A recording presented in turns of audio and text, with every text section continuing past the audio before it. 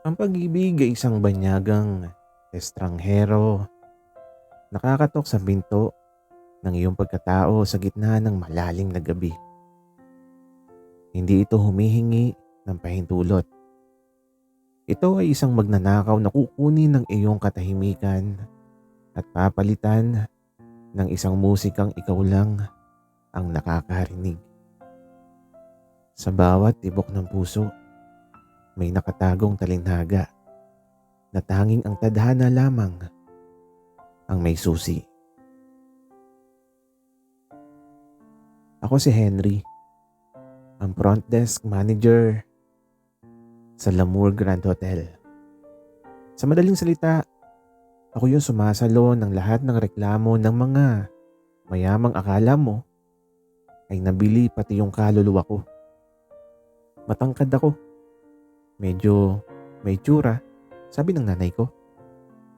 At sanay na ako sa stress, pero walang training manual ang nakahanda sa pagdating ni William. 11:00 ng gabi, medyo malagkit na yung uniform ko at ang tanging nasa isip ko na lang ay ang malamig na aircon sa kwarto ko. Biglang bumukas ang glass door. Pumasok ang isang lalaking tila kinuha sa cover ng isang luxury magazine. Nakasuit, kulay charcoal gray, pero maluwag na yung mga kurbata niya. Ang buhok niya ay medyo gulo-gulo na. Yung tipong nakagising ko lang, pero mas gwapo pa rin ako sa'yo. Ganon yung itsura niya. Good evening, sir. Welcome to Lamour. Bati ko. Habang pinipilit na huwag matulala sa panga niya na pwedeng makahiwa ng papel. Reservation for William Valderrama. Wika niya. Ramdam ko yung panginginig ng vocal cord niya hanggang sa dulo ng daliri ko. Sandali lang po, Sir William. At ito, kinalikot ko yung computer ko. At ang sabi ko pa, yes, presidential suit for 1 week. May I have your ID and credit card? At habang inaabot niya yung card, bahagyang dumampi yung daliri niya sa palad ko. Shucks, bakit parang may kuryente? At hindi ito static electricity dahil sa carpet. Mainit ang kamay niya. At tiningnan ko siya at nahuli ko siyang nakatitig din sa akin. Hindi sa ID niya, kundi sa labi ko. Is there any problem, Henry? Tanong niya. Binasa niya yung nameplate ko. Ang paraan ng pagbigkas niya sa pangalan ko ay parang isang bulong na dapat sa kama lang sinasabi. Wala po. Sir Henry, your keycard, room 808. Gusto niyo po bang ipahatid yung gamit niyo? Nauutal kong sabi sa kanya. Lumapit siya ng bahagya sa counter at naamoy ko ang mamahaling pabango niya. Isang halo ng sandalwood, mamahaling tabako at panganib. At ngumiti siya ng tipid, yung tipong nangaakit na ewan. I can handle my bags. But I might need help with other things later tonight. Masyadong malawak yung suit para sa mag-isa. Wika niya. Kumindat siya bago tumalikod. Putya, anong ibig sabihin nun? Ako ba yung balak niyang gawing room service?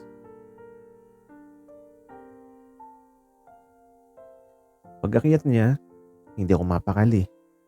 Maya-maya tumunog yung telepono sa desk. Room 808. Front desk, Henry speaking.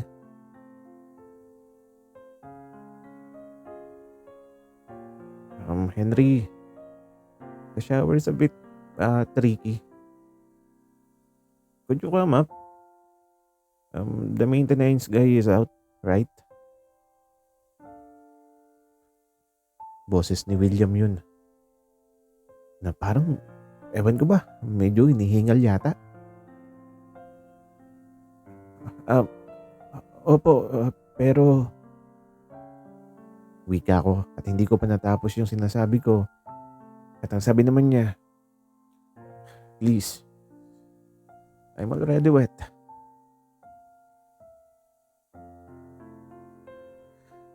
Pagdating ko sa room 808, bumukas yung pinto bago pa ako kumatok. Tumambad sa akin si William. Wala siyang suot na pangitaas. Basang-basa yung buhok niya at ang mga butil ng tubig ay dahan-dahang gumagapang pababa. Mula sa matitigas niyang pandesal sa tiyan hanggang sa pumapasok sa loob ng puting tuwalya na nakasabit ng napakababa sa kanyang balakang. The shower, Henry. Turo niya sa banyo habang nakasandal sa hamba ng pinto. Tila hindi alintana ang hubad niyang katawan. Pumasok ako sa banyo. Pilit na hindi tumitingin sa refleksyon niya sa salamin. Pero nang hawakan ko ang gripo, naramdaman ko yung katawan niya sa likod ko. Masyadong malapit. Ramdam ko yung init na nanggagaling sa kanya.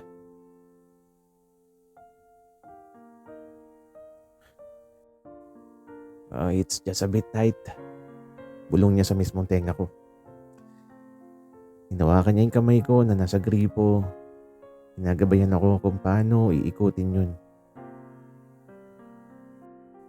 Ang basa niyang dibdib ay dumikit na sa manipis kong polo. Ayos na po, sir. Sabi ko na halos hindi makahinga. Call me William. Sabi niya habang ang isang kamay niya ay dahan-dahang lumilipat mula sa kamay ko patungo sa bewang ko. At ang sabi pa niya, and I think we're going to have a very long weekend, Henry.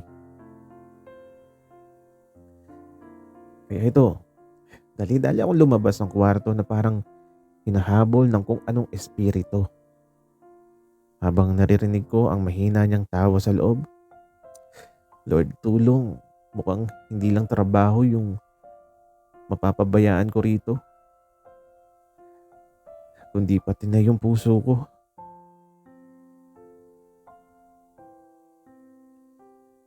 Sinasabing ang unang pagkikita ay isang aksidente. Ngunit sa diksyonaryo ng puso, ang bawat titig ay isang nakatadhana ng tula. Ang unang pahina ay nabuksan na, puno ng kaba, init, at mga pangakong hindi pa nabibigkas. Sa pagitan ng dalawang kaluluwa, ang katahimikan ay nagsisimula ng maging isang awit ng pagnanasa.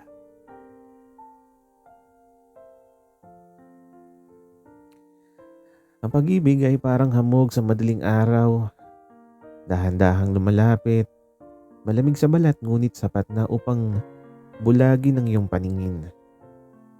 Sa bawat sulyap na ninanakaw, may isang lihim na binubuo, isang pangakong hindi kailangan ng salita.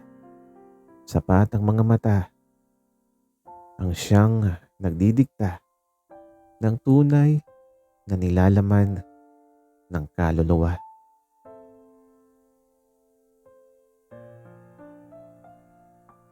Hindi ako nakatulog ng maayos.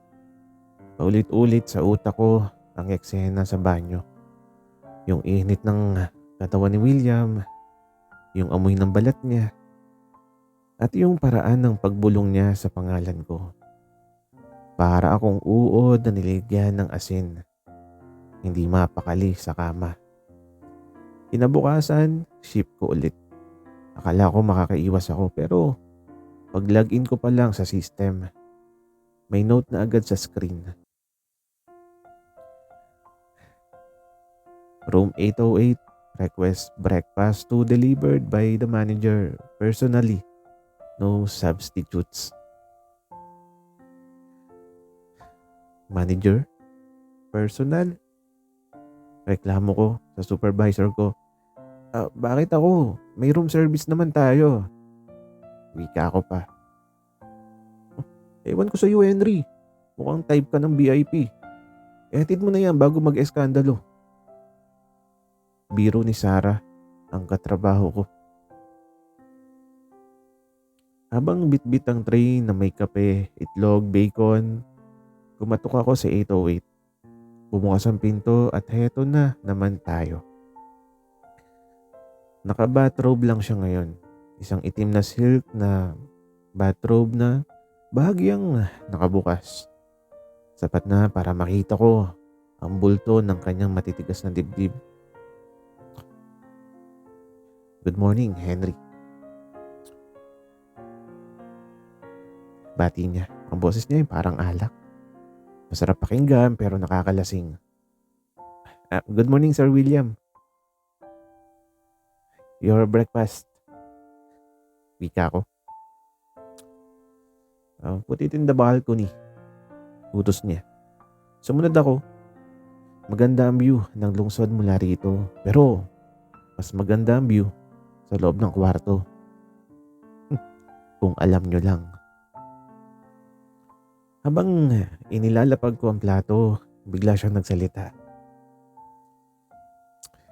The shower worked perfectly last night. You have very capable hands. Hindi ko na mabitawan yung tasa. At ang sabi ko, trabaho ko po yun, sir.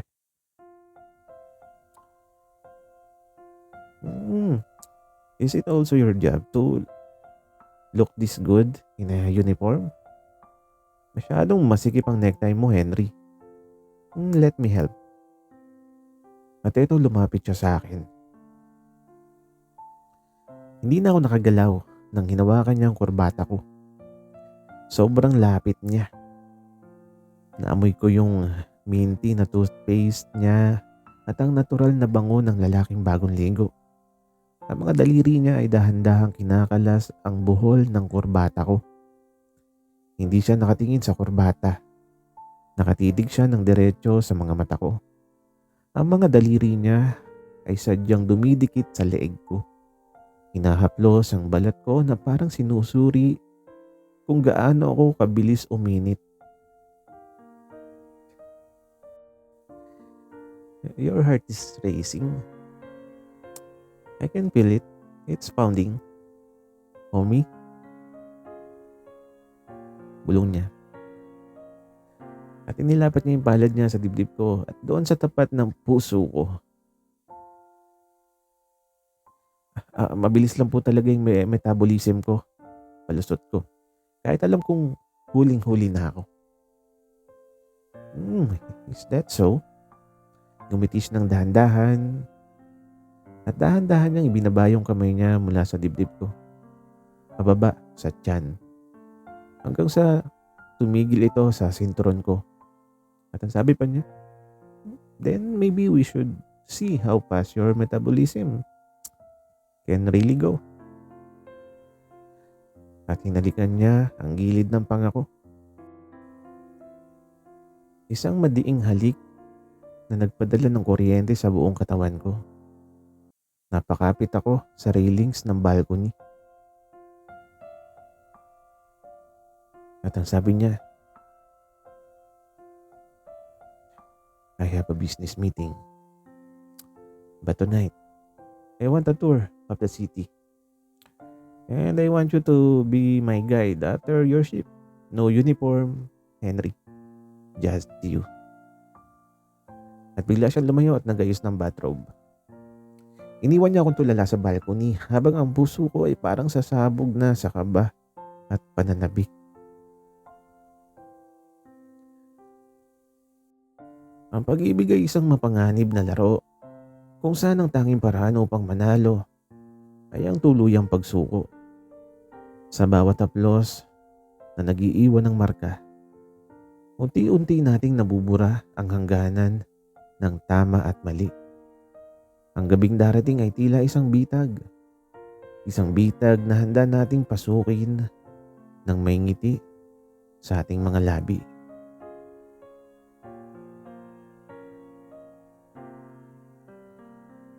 Sa ilalim ng mga bituing tila mga saksi sa ating bawat hininga, ang pag-ibig ay isang lihim na paglalakbay. Hindi ito tungkol sa destinasyon, kundi tungkol sa kung paano mo hahawakan ng kamay ng iyong kasama habang binabaybay ang dilim. Ang gabi ay isang canvas at ang ating mga pagnanasa ang tuluyang magkukulay sa bawat sulok ng lungsod na tila humihinto sa ating pagdaan.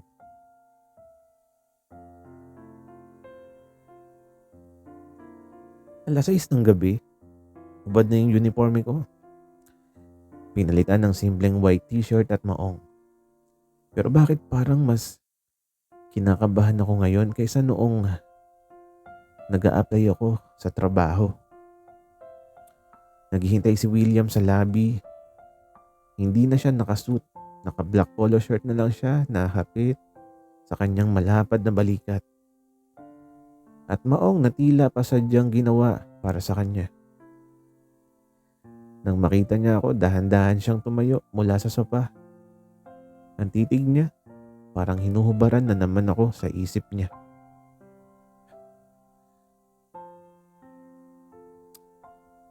Mukhang fresh na fresh ka, Henry.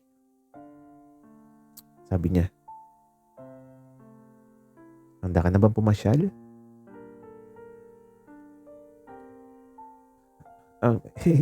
Saan niyo po gustong pumunta, Sir? Sir William.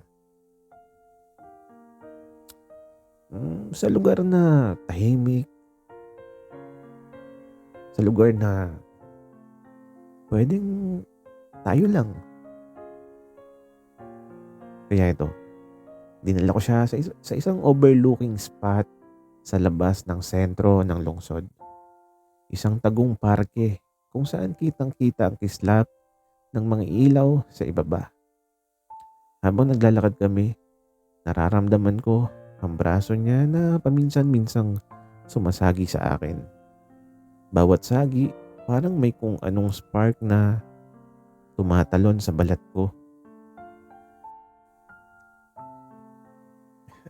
Bakit ako, William?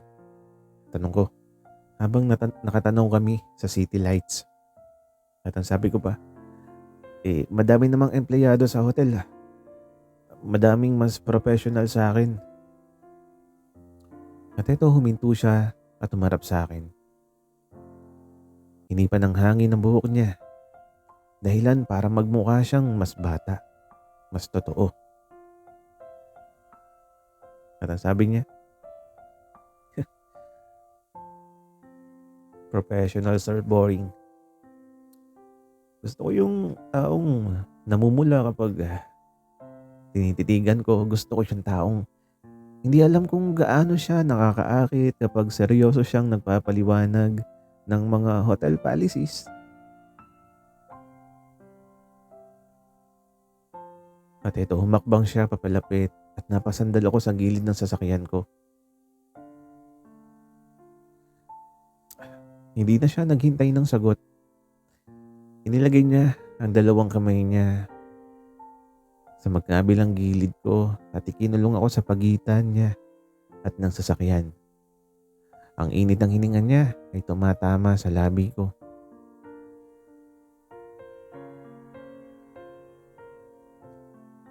Alam mo bang kanina ko pang gustong gawin to?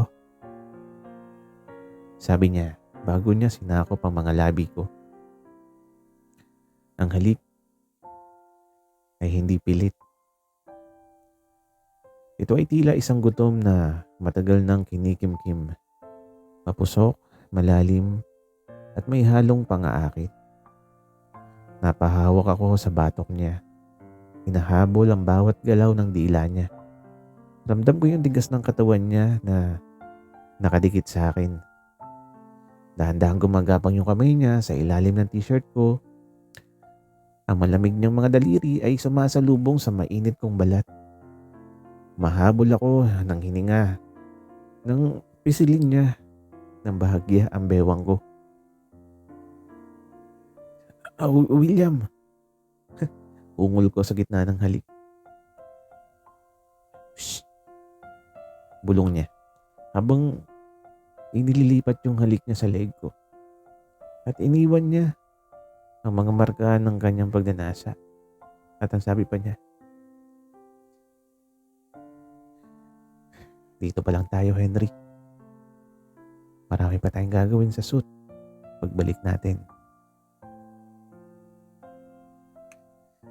Ang kamay niya ay bumaba pa. Dahan-dahang humahaplo sa ibabaw ng maong ko na tila sinusukat ang epekto niya sa akin. At hindi ko na may tatago. Halos sumabog na ako sa init na dulot niya.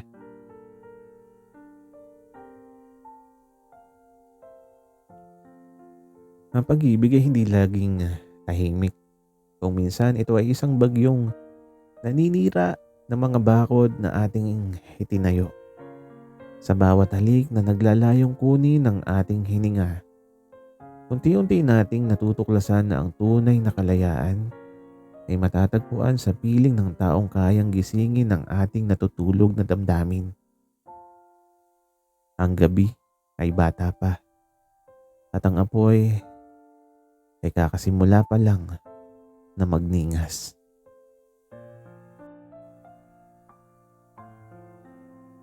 Ang pag-ibig ay isang lihim na silid kung saan ang susi ay ang ating sariling pagpapasakop. Hindi ito tungkol sa kung sino ang malakas, kundi sa kung sino ang mas handang magpaubaya. Sa loob ng 4 na sulok ng isang kwarto, ang mundo ay naglalaho. At ang tanging natitirang katotohanan ay ang pintig ng 2 pusong nagtatago sa gitna ng dilim. Ang biyahe pabalik sa hotel ay ang pinakamahabang 10 minuto ng buhay ko. Tahimik kami sa loob ng kotse pero ang hangin ay punong-puno ng kuryente. Nararamdaman ko ang titig ni William sa akin kahit nakatingin ako sa kalsada. Ang kamay niya ay nakapatong sa hita ko, dahan-dahang hinahaplos ang tela ng maong ko. Pabalik-balik, palapit ng palapit sa gitna.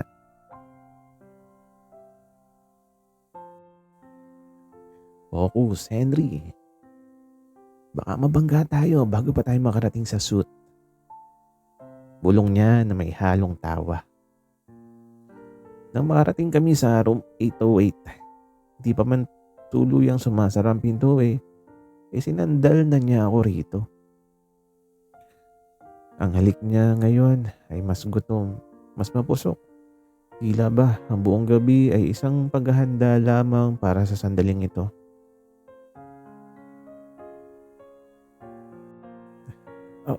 William, wait. Hingal kong sabi nang maghiwalay yung aming mga labi. Guess ka. Manager ako, baka mapatalsik ako sa trabaho. Wika ko pa. Then I'll hire you. Sagot niya habang sinisimulang tanggalin yung mga botones ng polo shirt niya. As my private consultant, 24/7, you stay with me tonight, Henry. No rules, no hotel policies.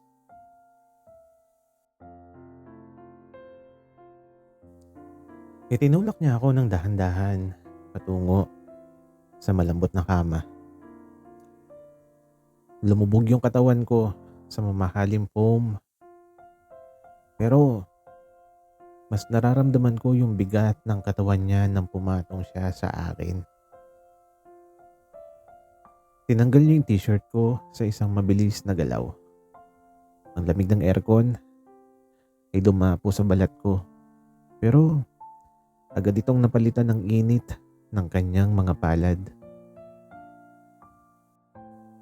Sinimulan niyang halikan ng aking leeg, pababa sa aking collarbone, hanggang sa marating niya ang aking dibdib. "You're so beautiful, Henry," wika niya. Ang boses niya ay paos sa pagnanasa. Ang kanyang dila ay dahan-dahang nilalaro yung aking utong na nagdulot ng isang matinding kuryente na bumaba hanggang sa dulo ng aking mga paa. Napakapit ako sa kanyang buhok na pilit ko pang inilalapit sa akin. At ang kanyang kamay ay bumaba sa aking sentron. Kinalas ito ng walang kahirap-hirap. Naramdaman ko yung kanyang balat sa balat ko. Balat sa balat, init sa init. At ang bawat haplos niya ay tila sinusunog ang lahat ng aking pag-aalinlangan. Sa sandaling yon, wala na yung Lamour Grand Hotel. Wala na yung mga guest. Ang tanging naroon ay ang lalaking matagal ko nang hinihintay nang hindi ko nalalaman.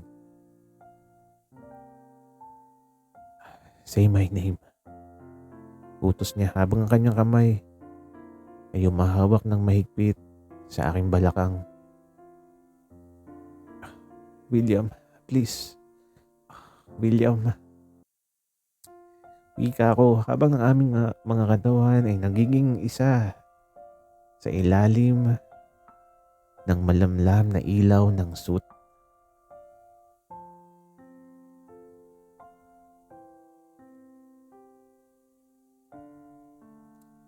Ang pag-ibig ay isang apoy na hindi nangingiming, manunog ng mga pangarap at realidad.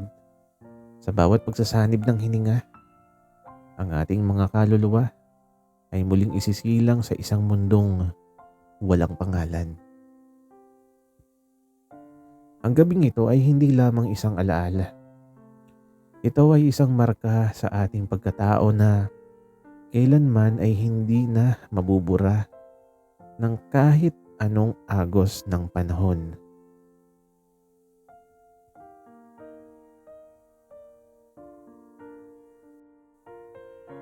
Ang pag-ibig ay isang salamin. Sa simula ay makikita mo ang kagandahan, ngunit sa oras na ito'y mabasag, ang bawat piraso ay nagiging matalim na katotohanang kayang sumugat sa iyong kaluluwa. Ang tiwala ay parang bango ng mamahaling alak. Madaling malanghap, ngunit mahirap panatilihin kapag ang hangin ng pagdududa ay nagsimula ng umihip. Nagising ako sa amoy ng bagong timplang kape at marahang haplos ng sikat ng araw sa aking muka. Nakahiga pa rin ako sa dambuhalang kama ng presidential suite. Pero wala na si William sa tabi ko. Narinig ko siyang may kausap sa telepono sa kabilang kwarto. Ang boses niya ay hindi na yung malambing na William na humahalik sa akin kagabi. Ito ay seryoso, malamig at tila nag-uutos.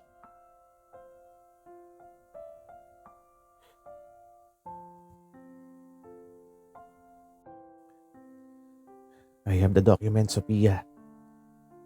The Lamour Grand Hotel is struggling.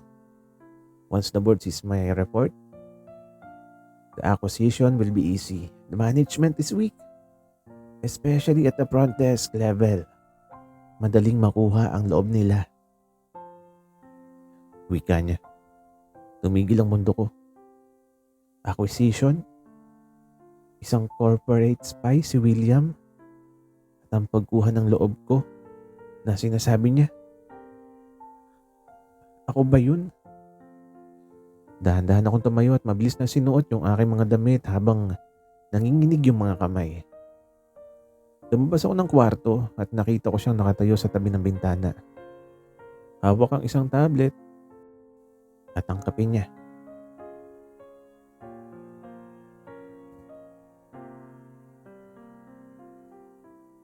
At ito, lumingon siya at ngumiti. Yung ngiting nagpahulog sa akin kagabi pero ngayon ay parang lason sa paningin ko. Good morning, sleepyhead, sabi niya. Ako man lalapit para halikan ako. Umatras ako. Anong acquisition, William? Anong week ang management? Nawala yung ngiti niya. Ibinaba niya yung kanyang kape. Henry, it's business. My family's company buys struggling luxury hotel.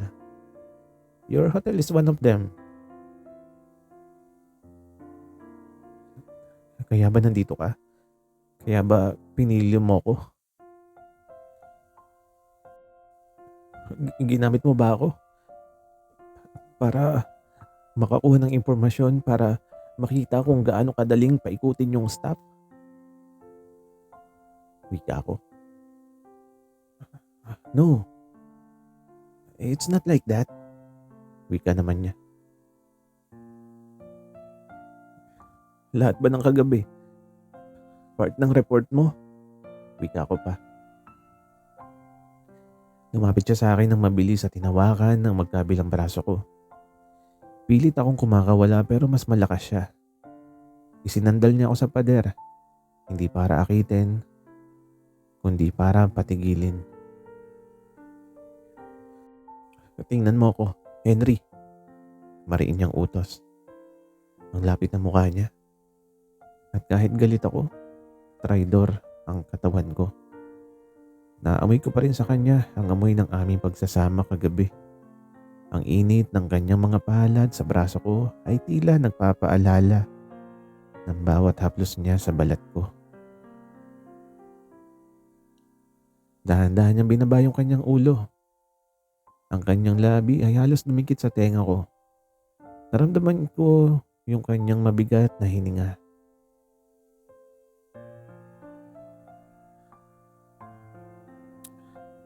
Oo. Pumunta ako dito sa hotel. Yun yung plano. Pero yung nangyari kagabi, sa kung paano ko naramdaman yung bawat pulgada ng katawan mo, sa palagay mo, business yun? Wika niya. At hinalikan niya yung leeg ko. Isang madiin na mapang-angking halik na tila sinusubukan niyang burahin yung galit ko sa pamamagitan ng pagnanasa. Ang isang kamay niya ay dahan-dahang gumagapang pababa sa aking likod. Hinahatak ako papalapit sa kanyang matigas na katawan.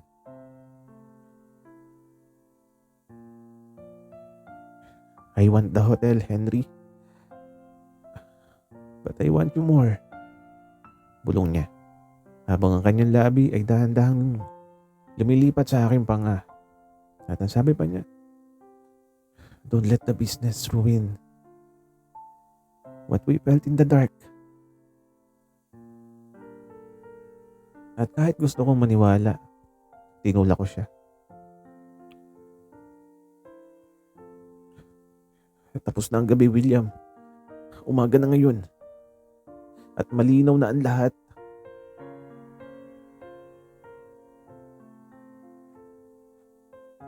Ang pag-ibig ay hindi laging sapat upang pagtakpan ang mga lihim ng nakaraan. At ang ambisyon ng kasalukuyan. At sa pagitan ng katotohanan at kasinungalingan, may isang manipis na linyang tinatawag na pagpili. Ang puso ay tila isang gusaling gawa sa baraha.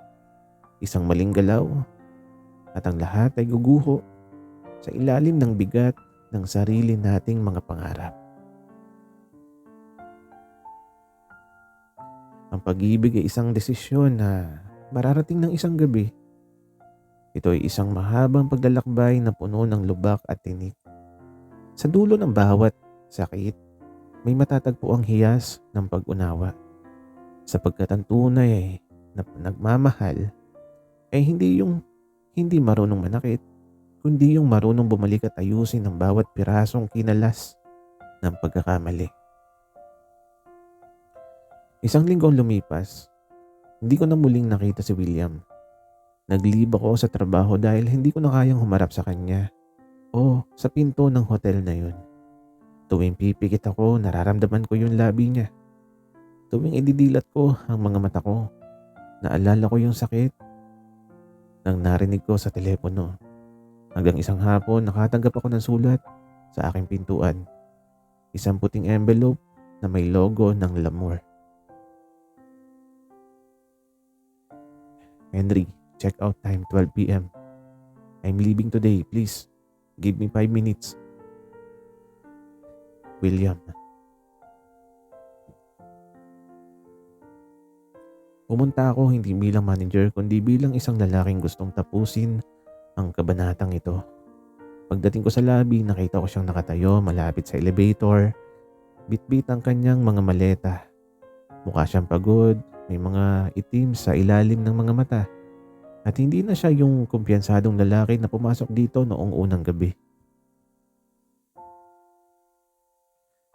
I canceled the acquisition, Henry. Bungad niya sa akin. At natigilan ako. At ang sabi ko, anong sinasabi mo?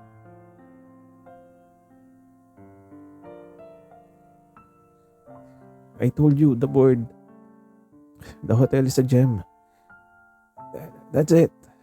Should I stay independent under its current management, especially its manager? Pilit siyang ngumiti. At sabi pa niya, iniligtas ko yung trabaho mo at ang mga hotel na mahal mo. Pero alam kong hindi yun sapat para sa tiwalang kinuha ko sa iyo. At iniabot niya sa akin ng isang maliit na box. Gusto ko lang ibigay ito bago ako umalis. Binuksan ko ang box. Isang gintong susi ang laman nito. Hindi susi ng hotel kundi susi ng isang condo unit. Oh, William, ano to? Hindi siya sumagot. Sa halip, lumapit siya sa akin at hinawakan ng kamay ko. Sa gitna ng mataong labi, wala siyang pakialam kung sino makakita. Hinila niya ako sa isang tago at madilim na sulok sa ilalim ng grand staircase. Isinandal niya ako sa malamig na pader. At sa pagkakataong ito, hindi ito tungkol sa kapangyarihan. Ito'y tungkol sa pagsamo. Inilapat niya ang kanyang noo sa noo ko. Ang kanyang mga kamay ay dahan-dahang gumapang sa aking batok. Pinagdaruan niya ang maliliit na buhok na nagpatayo ng balahibo ko. I'm leaving the hotel, Henry. But I'm not leaving you. Bulong niya. Ang kanyang mga labi ay bahagyang dumidikit sa akin sa bawat salitang binibitiwan niya. That key. It's for my place. My real home. No reports. No business. Just us. Wika pa niya. Hinalikan niya ako. Hindi ito mapusok na halik sa sweet. Ito ay isang malambot, matamis at nangangakong halik. Paramdam ko yung panginig ng kanyang mga labi. Ang kanyang kamay ay dahan-dahan pumapasok sa loob ng suot kong jacket. Hinahaplos ang aking bewang ng may pag-iingat at tila ba natatakot siyang mabasag ako. Stay with me tonight, Henry. In a place where I'm just William and you're just the man who stole my heart. Wika niya. Ang pag-ibig ay ang tanging banyaga na kapag nanirahan sa iyong puso ay hindi mo na nanaisin paalisin pa. Sa bawat pagtatapos, may isang bagong umaga. Sa bawat check-out, may isang bagong tahanan na naghihintay. Sapagkat ang tunay na one great love ay hindi natatagpuan sa mga bituin, kundi sa desisyon na manatili kahit ang buong mundo ay nagmamadali ng lumisan.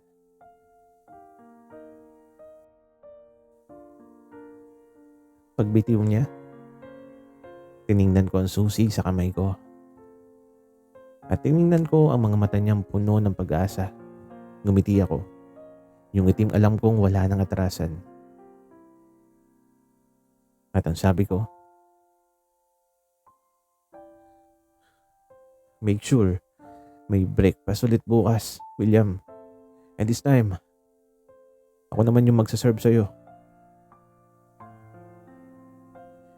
Tumawa siya at sa unang pagkakataon, ang Lamour Grand Hotel ay naging saksi sa isang kwentong hindi tungkol sa panandaliang pagbisita, kundi tungkol sa habang buhay na pananatili. Sana'y nagustuhan nyo ang aming kwento. Maraming salamat sa inyong pakikinig.